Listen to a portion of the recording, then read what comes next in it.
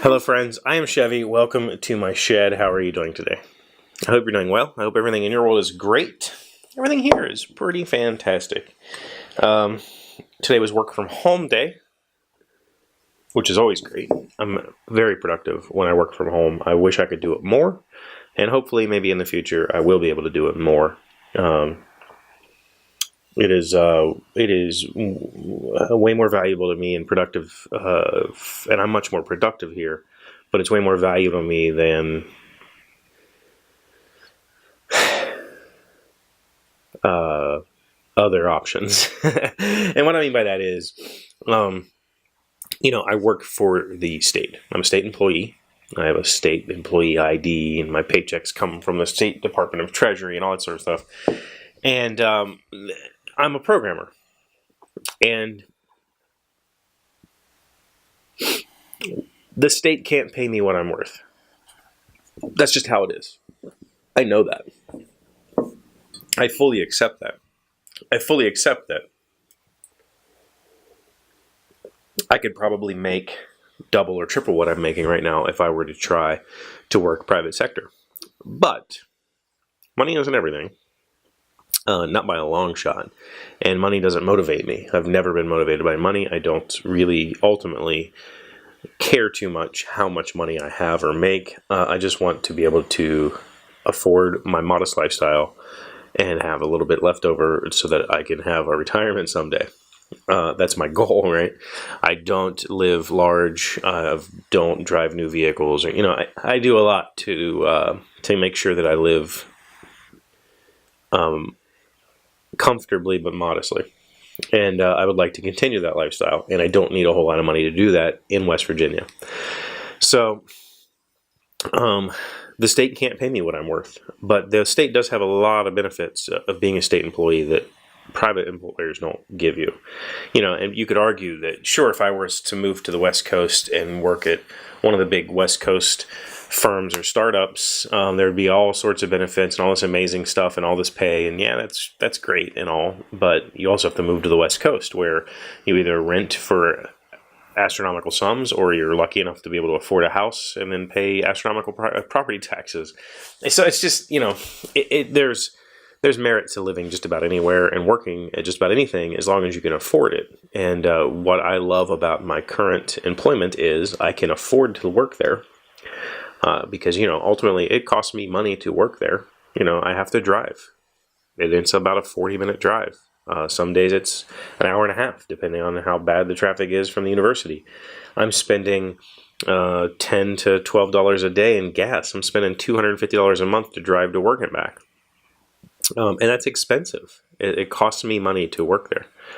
And it costs me money in lost income, the income that I could make if I were to go be employed in a private sector.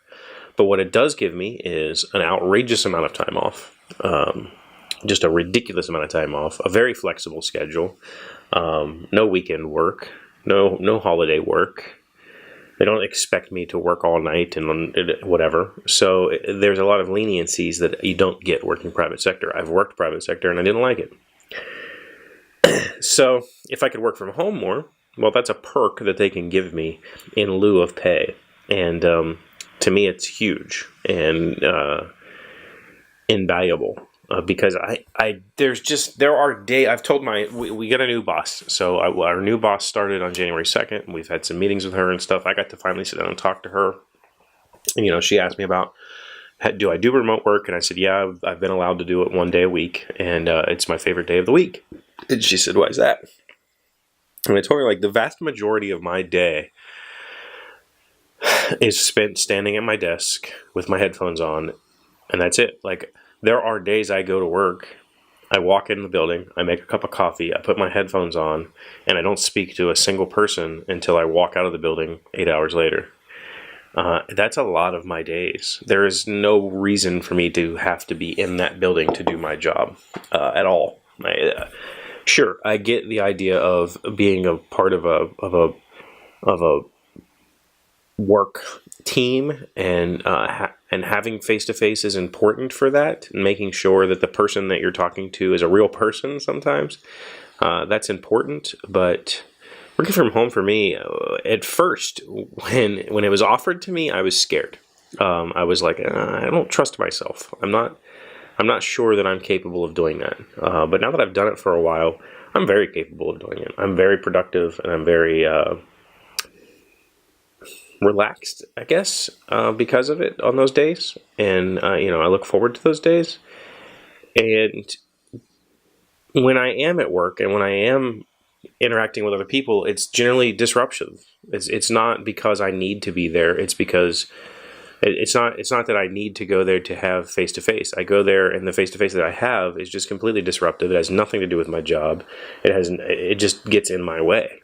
And that's frustrating. It's really frustrating. As somebody who likes to do what they're tasked with doing, it's really frustrating when you can't do what you're tasked to do because you have to coddle and play politic games, and it's just bad.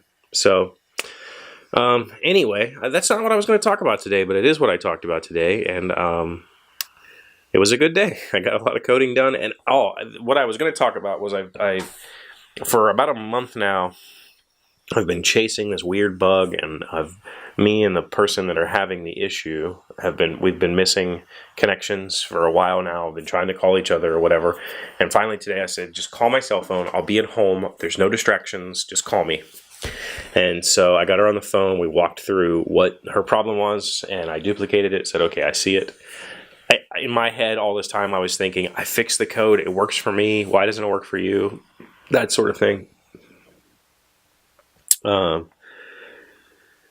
I'd gone through the code like 3 times. I rewrote it because it was bad to begin with, and I wanted it to be more maintainable, so I rewrote the whole part that was giving me problems. And I told her, she said she had one other thing to do. I said, go do that and then call me back, and I'm going to look into this. And so she went and tried that, and it worked. Then she tried again to do the other thing, and it didn't. So anyway, she comes back, and in that time, I had just hit on the one error message that I needed to see that turned the light on that said, oh. And so today I learned that there is a maximum number of inputs that PHP likes in a form, and I did not realize that. It's 1,000 if you are curious, and I was way over that limit on this one particular report because it generates like every person in her organization, which there's like 700 people, and there's a bunch of fields for those people and all that sort of thing. So I temporarily fixed it by doing editing an INI file, but the ultimate outcome of this will be that I'm going to rewrite that function because it's not that function, that page. The function works great. I'm going to rewrite that page so that it's a little more conducive to work. It's kind of bad.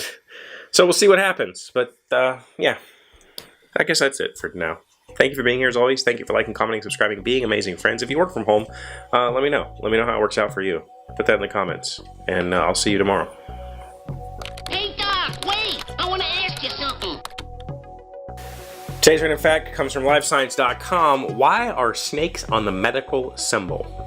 As one story tells, Hermes used the stick to separate 2 fighting snakes, who then coiled around his staff and remained there in balanced harmony.